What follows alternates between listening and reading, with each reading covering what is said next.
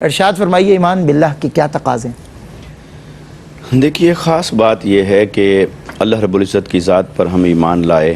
اللہ پاک نے یہ توفیق عطا فرمائی، مسلمان گھرانوں میں پیدا ہوئے، مگر ایمان جو ہے یہ صرف قال نہیں ہے کہ زبان سے کہہ بھی دی اللہ الہ تو کیا حاصل، دل و نگاہ مسلمان نہیں تو کچھ بھی نہیں۔ سورہ حجرات میں اللہ رب العزت نے ارشاد فرمائی وقالت الاعراب آمنا قل لم تؤمنوا ولكن قولوا اسلمنا ولما يدخل الایمان فی قلوبکم۔ اے حبیب صلی اللہ علیہ وسلم، دیہات سے کچھ لوگ آئے ہیں اور آتے ہی انہوں نے یہ کہنا شروع کر دیا ہے کہ ہم ایمان لے آئے ہیں۔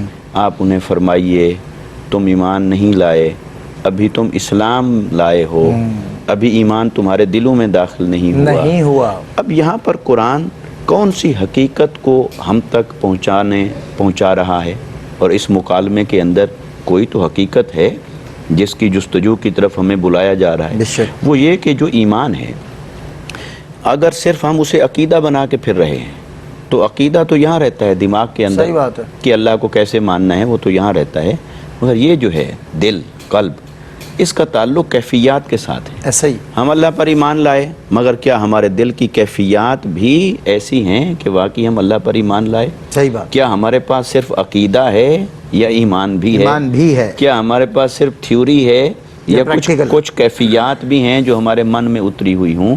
تو ایمان باللہ، اللہ پر ایمان، یہ در حقیقت اللہ کے ساتھ ایک تعلق کا تقاضا کرتا ہے، اور وہ جو تعلق ہے بندے کا اللہ کے ساتھ، وہ تعلق صرف رسمی نہیں ہے، بلکہ وہ تعلق اتنا گہرا ہونا چاہیے کہ اٹھتے بیٹھتے سوچتے کچھ کرتے بولتے کھاتے پیتے لین دین زندگی کے ہر موڑ کے اوپر وہ اللہ کو دیکھے اور اللہ کو ہر لمحہ یاد رکھے، اور کسی لمحہ اس کی اطاعت اور فرما برداری سے اپنے آپ کو نہ نکالے۔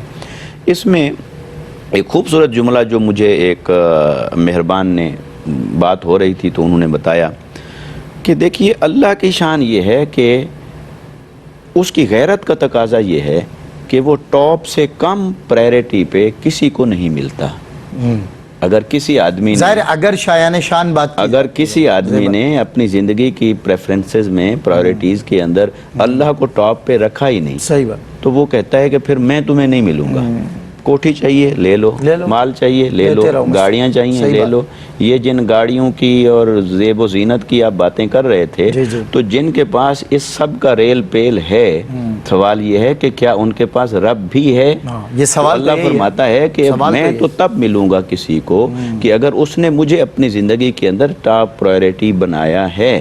یہ اس کی الوہیت کا تقاضا ہے، یہ اس کی غیرت کا تقاضا ہے، یہ اس کی شان قدوسیت کا تقاضا ہے کہ وہ کسی ایسے بندے کی طرف اپنی توجہ نہیں فرماتا کہ جس نے اپنی زندگی کی پہلی ترجیح رب کو نہیں بنا رکھا ہے۔ تو لہٰذا وہ تو بے نیاز ہے، اس نے تو کہہ دیا کہ میں تو سمد ہوں، بے نیاز ہوں، اسے ہماری کوئی پرواہ نہیں ہے۔ ہم اس کے پیچھے بھاگیں، اس کے در پہ آئیں، گڑ گڑائیں، ہماری زندگی میں عبادت ہو، بندگی ہو، اطاعت ہو، تقوی ہو، نیکی ہو۔ اچھا، پھر یہ جو ہم دعائیں کرتے ہیں وہ بھی ایک تعلق ہے، وہ بھی اللہ کے ساتھ تعلق کا تقاضا ہے۔ تو ہم کیا اپنے آپ سے اگر پوچھیں تو ہم دعائیں پڑھتے ہیں یا ہم دعائیں کرتے ہیں؟ تو شاید ہمیں اندر سے جواب آئے ہم دعائیں پڑھتے ہیں۔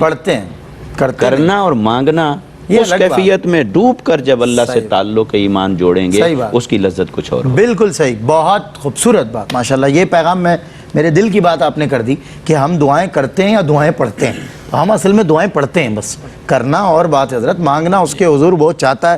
وہ اب حج کا موقع ہے، وہ پرا گندہ بال پسند فرما رہا ہے۔ وہ بندے کو بندہ اپنی حیثیت ہی بھول جائے نا، مطلب وہ سمجھ جائے کہ فانی حیثیت کو ظاہر کرے، میں فانی ہوں اور اس کو وہ تو باقی ہے۔ یہ حیثیت کا ایک جو ڈفرنس ہے نا مانگنے اور کرنے کا، یہ ذرا محسوس کریں۔